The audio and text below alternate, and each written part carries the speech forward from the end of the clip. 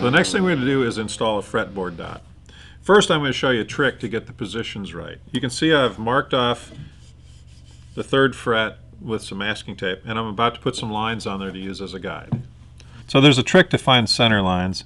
It turns out you can use just about anything. Find something that's a little bit more than half the width. Make a mark from one edge and then make another mark from the other edge. And you just got a lot closer to knowing where the center point is. If we get something that's a little more strategically chosen, like this for example, we can make a mark here, make a mark there, and you can see we got a pretty good idea where that center line is. To get a center line this way, I'll basically do the same thing. I'm just using my caliper to mark from this side and that side. Now what we can say is that the center of this, where this fret marker goes, is right in the middle of that box. Okay? So just like before, and just like every time we're going to start drilling in our guitar, we're going to drill a test hole. For this step, we're going to use what's called a Forstner bit, which cuts a very clean hole. It's important that we don't tear up the rosewood of our fretboard, so don't use anything but a Forstner bit for this step. So we'll drill a test hole. Go a little deeper.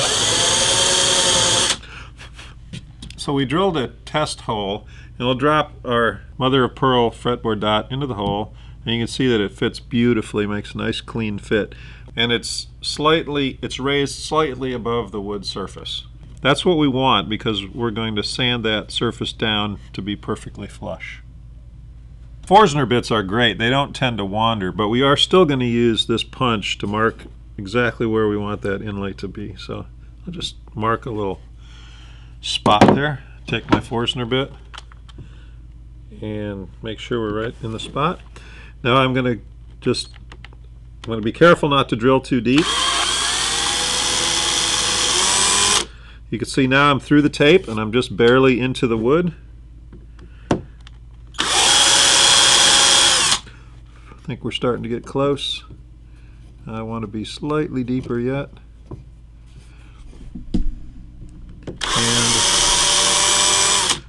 Okay, so you can see that's not that tough either. We'll peel the tape off here. And we have a beautiful round hole with clean edges and no torn up wood.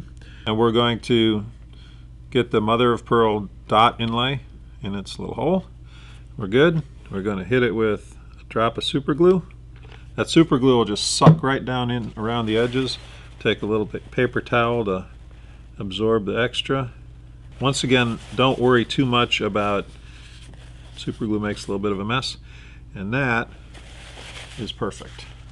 The inlay dot is now super glued into its little hole, and just like on our test hole, it's raised up a little bit above the surface of the rosewood. So we're going to use a file to carefully file away most of what's sticking up, and then we're going to hit it with that 400 grit sandpaper once again to bring it down to beautifully smooth. Just in case I get a little sloppy, I don't want to put a nick in my fretboard, so I'm going to put a little masking tape on either sides here just to kind of give me some protection. And I'll take the file and I'll just, so we'll just carefully file. Of course, we only file in one direction. We get down pretty close. I'm trying not to tear up the tape. Pull the tape off. And then I'm going to hit it with that sanding block, finish it off.